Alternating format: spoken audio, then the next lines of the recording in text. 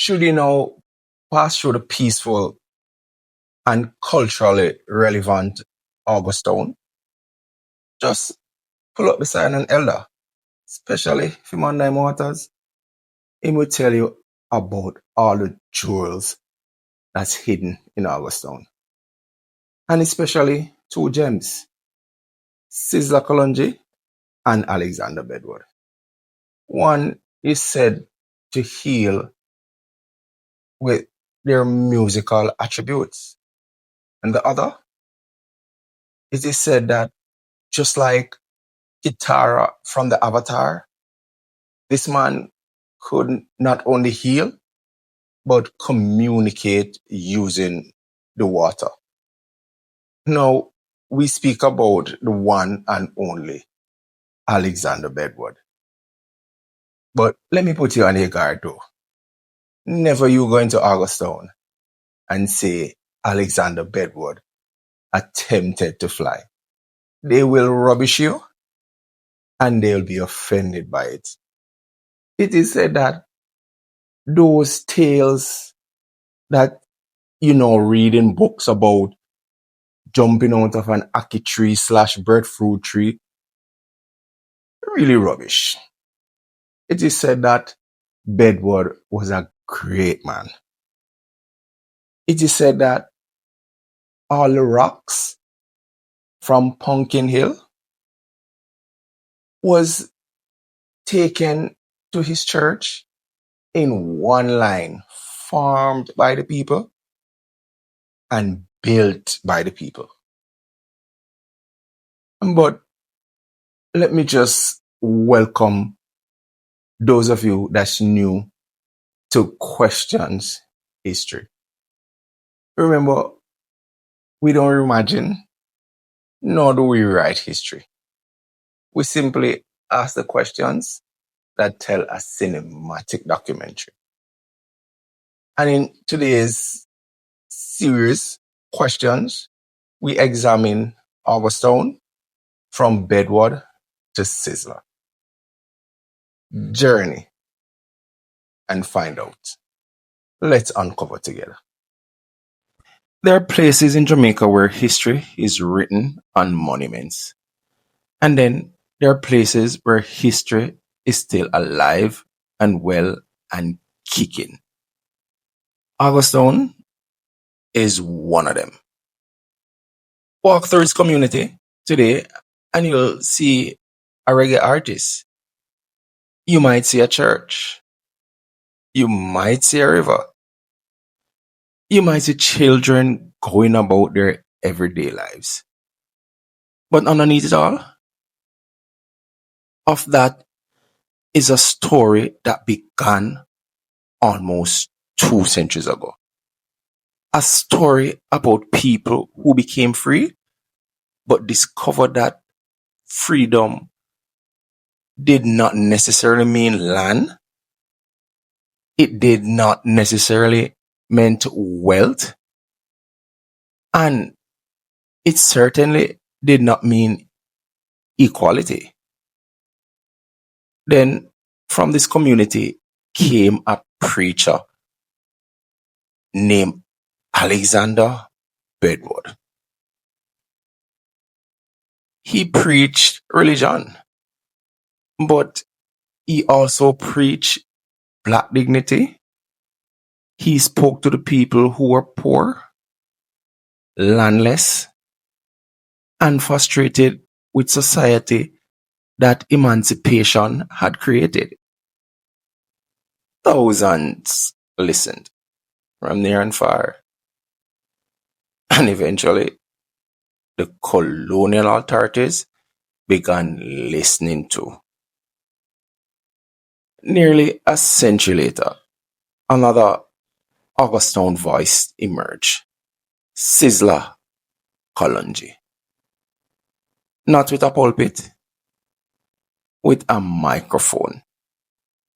Not standing beside the Hope River, but standing on a sound system stages around the world. And again, the message was about Africa Black God, Black identity, self reliance, dignity, and resistance. So here's a question: is Sizzla a part of a tradition that began with Bedward? Did the preacher of Augustown became, in a sense, the ancestor of the reggae rebel? I was told that the treasurer for the Bedward Church, he used to reside among those same property as Sizzla Kalonji. And how did a small community in the hills of St. Andrew became connected to some of the most powerful religious and cultural movement in Jamaica? Before Bedward, there was emancipation. Augustown's name itself was widely associated with abolition of slavery, particularly the emancipation celebrations of August 1838. Before this, Augustown was known as African Hill, sometimes called Free Hill, but most fondly remembered by children of those who had experienced word of mouth knowledge from their grandparents that the Augustown was most fondly called Pumpkin Hill. The National Library of Jamaica identifies the community as being in the hills of St. Andrew, and it connects its name to emancipation. But freedom did not magically transform Jamaica. The enslaved population was legally free, yet the economic structure surrounding them remained extraordinarily unequal. Jamaica had moved from slavery into a society which land, capital, and political power remained concentrated.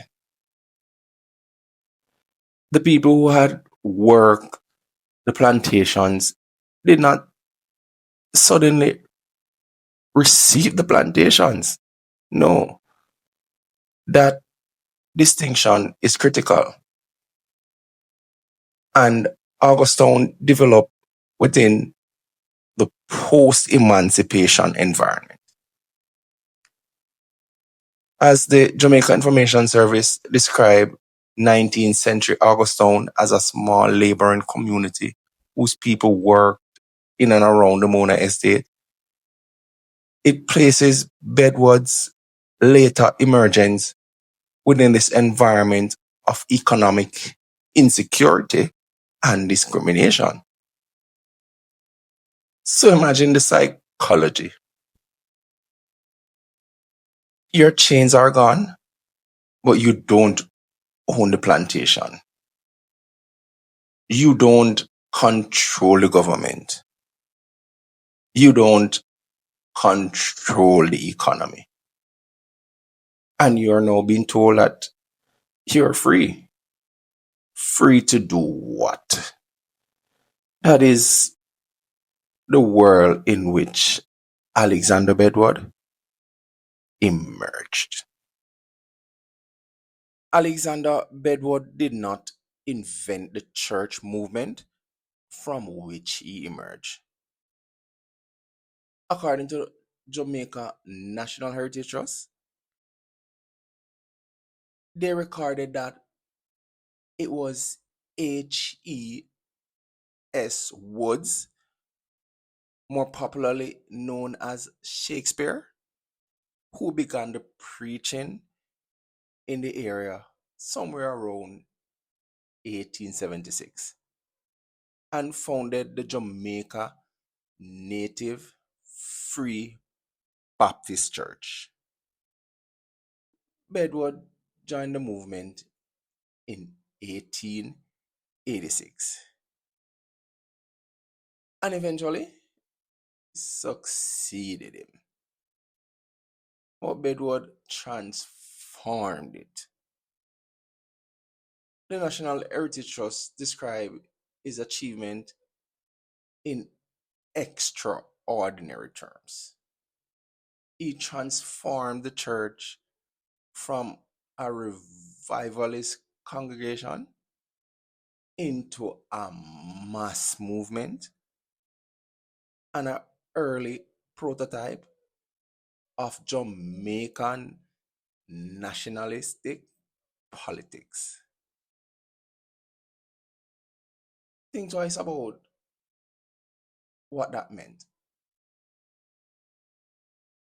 This is in the 18th century. The church wasn't simply somewhere to go on a Sunday, it became a community institution. You wanted to read and write, you wanted to infiltrate society, you wanted to infiltrate the workforce. The church was that place. A place for healing, a place for preaching, a place where people could gather, and a place where Black Jamaicans could hear themselves spoken about as people with dignity and potential. Bedward became known as the shepherd. His healing services drew enormous crowds. The colonial authority eventually regarded elements of his message as politically threatening. The Gleaner has described his movement as emphasizing Black empowerment, self sufficiency, and unity among the people who remained economically marginalized after emancipation. In summary, we saw where it was a man by the name of Shakespeare that was the preacher who led the church, but then it was Bedward who overtook this man because of his message of blackness, community, and social criticism that had the colonial government decided that this wasn't just an ordinary preacher. But now that we have answered question two, let's delve into my favorite question. Question three. Did Bedwardism influence Garveyism? And did Garveyism influence the future resistance in Jamaica? Journey. Let us uncover. Now we reach the most interesting connection.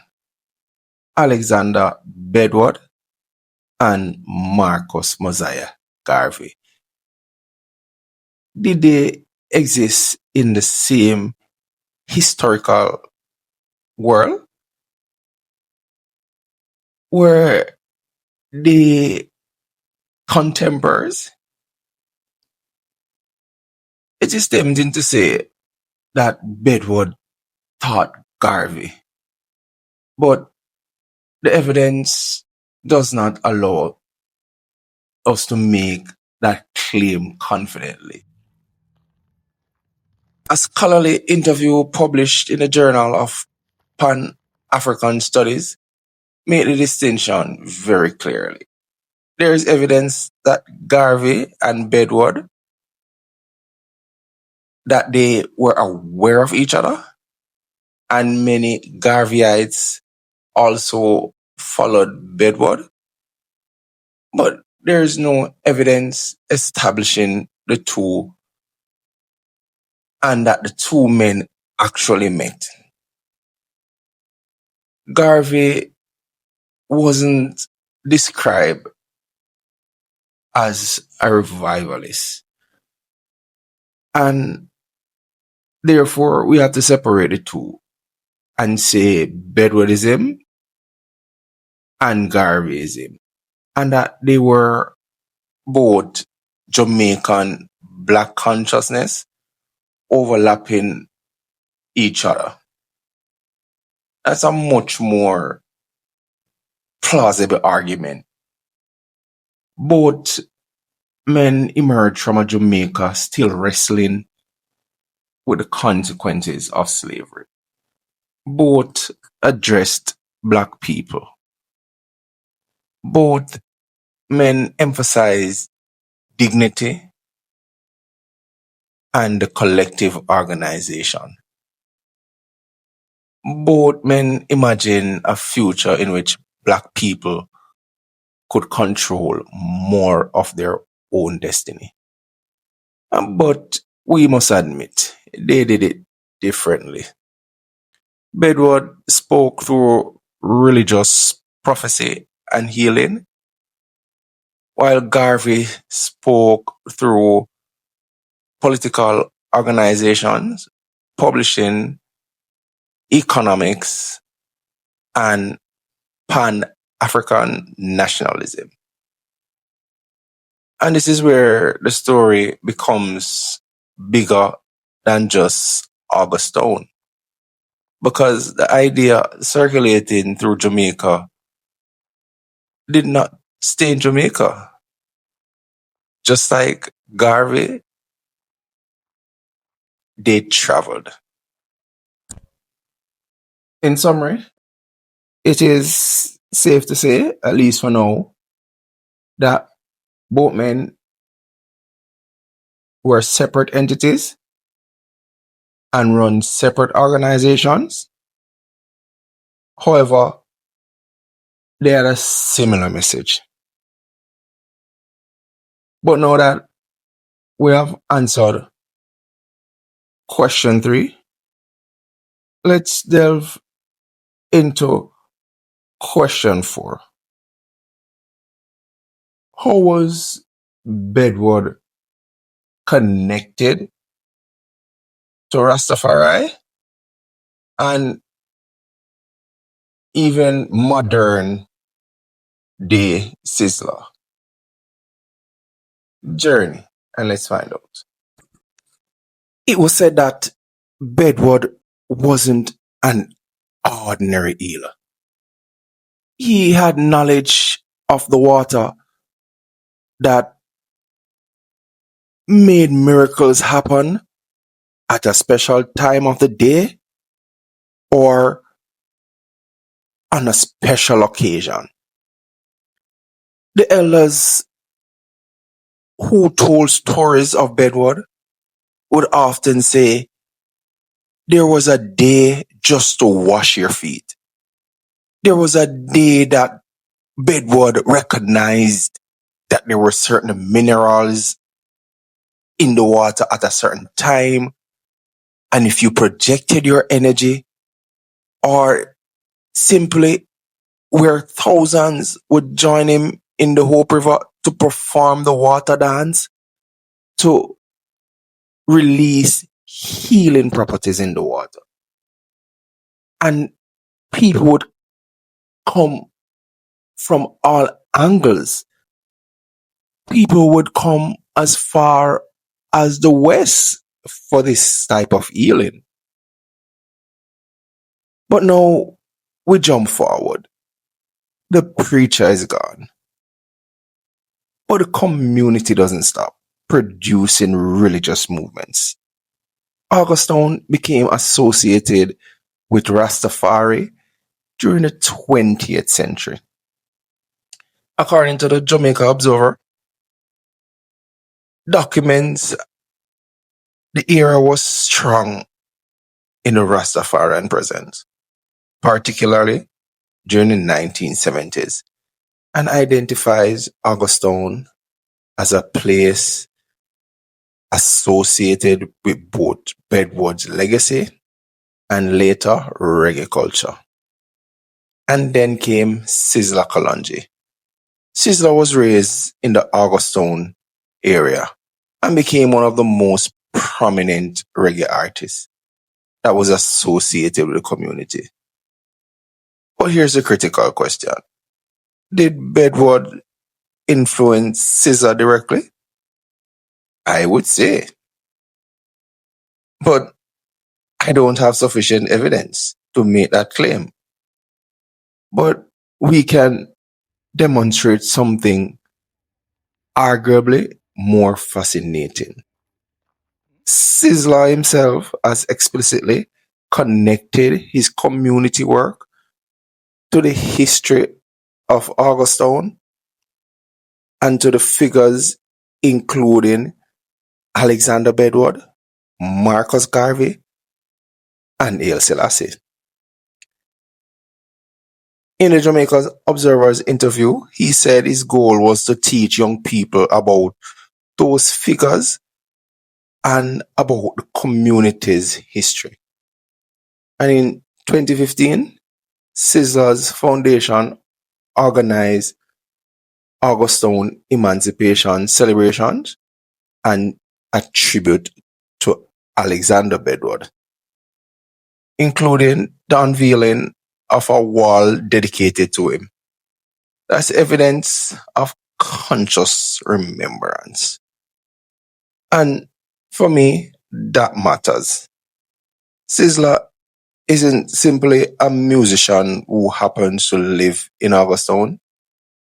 He has deliberately positioned himself as part of its cultural history. His Judgment Yard became a community center in Augustone. His music and community activities have been tied to education, spirituality, and social intervention. And as some would say, Sizzla Kalonji himself now has a river, but it's mostly used for recreational activities in the community. Now the lineage becomes visible. Bedward, Garvey, Rastafari, reggae music, Sizzla. But notice, that's not necessarily a straight line. It's like a river. Different streams enter it, different generation reshaped it, and Augustone is one of those places where those streams meet. In summary, just like Marcus Garvey, we can't prove directly that Bedward influenced Sizzla, but we can see a direct correlation between revivalism, reggae music, and the Black conscious movement in Augustine. But now that we have answered question 4, let's dwell into question 5. Is Bedward and Sizzla the most important cultural icons in Augustine? Let's examine. Journey. Are Bedward and Sizzla the two most powerful people to come out of Augustine? Maybe, but we shouldn't reduce Augustine to two men, because communities aren't created by celebrities. They are created by generations. Augustine has produced athletes, musicians, religious figures, professionals, and community leaders. And the community continues to produce people who carry its story in completely different directions. Take Tajay Gale, for example, the Jamaican long jumper and world champion. Then consider Sizzla, two completely different form of international representation. One carries Jamaica onto the athletic field, and the other carries Jamaica across the cultural and spiritual landscape through reggae music. And then there's Bedward. He didn't have a recording studio. He didn't have a television. He didn't have social media. What he had was just a church and knowledge of the healing properties of the water. He had a message, a people, in fact, thousands of them. And that is extraordinary within itself. Its most influential figures don't necessarily share the same profession. They share a relationship with the community's identity. Bedward told the people that they mattered. Garvey told black people that they could organize themselves. Rastafari transformed African identity into a spiritual and cultural worldview. Reggae carried those ideas around the planet. And Sizzla became one of the modern voices carrying that tradition. Augustine keeps producing people who refuse to let the community forget who it is. There's a strange thing about Augustine. People have often talked about this community through its problem: violence, poverty, crime. But that's only one chapter. Before the headlines, there was emancipation. Before the dancehall, there was revival. Before the microphone, there was the pulpit. Before Judgment Yard, there was Bedward's church. And before all of them, there were people trying to figure out what freedom actually meant. Alexander Bedward stood beside this river and built a movement around that question. Marcus Garvey carried a different version of that question around the world. Rastafari transformed it into a spiritual philosophy. Reggae turned it into a sound. And Sizzla brought part of that tradition back in the community that produced him. So, is Sizzla the new Bedward? Probably not. But did Bedward directly created a Sizzla? We can't prove that directly, but did Augustine produce both men from a cultural environment where religion, black identity, resistance, and self-determination mattered enormously? Obviously. Now, that's a question worth asking, because maybe the real story isn't about one prophet or one musician or one community. Maybe it's about what happens when generations inherit the same question. What does freedom actually mean? Bedward answered it from the pulpit. Garvey answered it through Pan-African organizations. Rastafari answered it through spiritual liberation. Reggae answered it through music. And as for August Down, we are still answering it today. Come and visit us. Now, if you are or anybody you know still watching the video at this time, we would like to invite you to give it a like, share, or simply just subscribe to get the current questions history. What good. Until next time.